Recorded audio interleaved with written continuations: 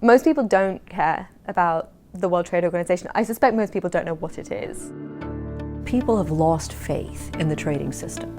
Too many countries and too many people have felt like all of this trade that's going on doesn't benefit them. Unless we start grappling with ensuring that the multilateral trading system is fit for purpose for the 21st century, then we run the risk that the system that's been so supportive of economic development since its founding in 1995 will fall over.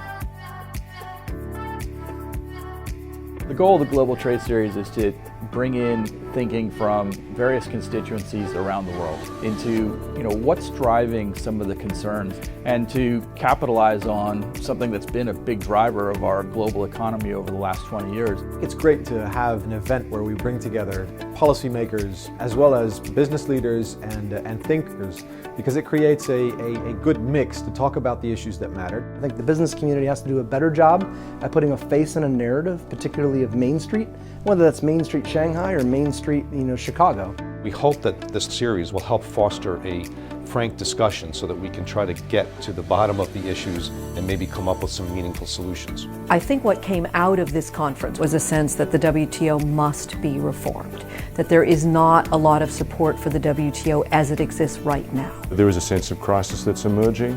It's actually now about systems preservation and developing a positive agenda for reform. At the moment, the biggest ticking time bomb within the world trading system is this issue of the World Trade Organization's appellate body. So that they're like the Supreme Court of the global trading system. The problem is the WTO dispute settlement system is about to be without judges. And once that happens, then the system comes crashing down. Very important to start talking about the future of the World Trade Organization, again at the very heart of the rules-based international order.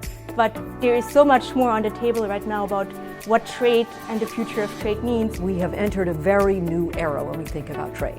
Gone are the days in which an item was made in one country and trades to one other country. So the rules and whether those rules create a lot of friction, a lot of added costs, a lot of hassles for everybody matter.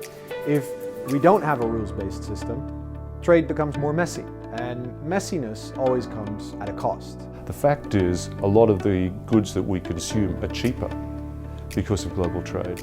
The fact is, a lot of the ideas that have driven new inventions have been developed because we've got open borders.